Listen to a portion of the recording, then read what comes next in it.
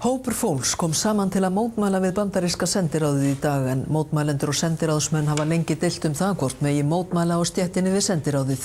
Að beiðni sendiráðsmanna safnaði lögreglan nöfnum fréttamanna og ljósmyndara sem fylgdust með mótmælunum. Andri Ólafsson.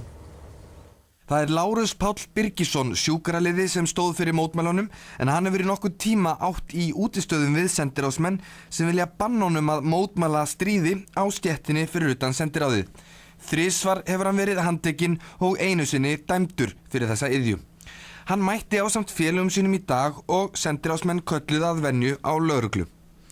Þeir vildu að mótmælendur yrðu fjarlægðir af stéttinni en lögreglan varð ekki við þeirri ósk. Hún fylgdist hins vegar grannt með mótmælendum og reyndar fréttamönnum og ljósmyndurum líka. Lögreglukona á vettvangi tók niður nöfn fréttamanns stöðvar 2 og 2 fréttaljósmyndara og sagði að þetta væri gert að beiðni sendiráðsmanna.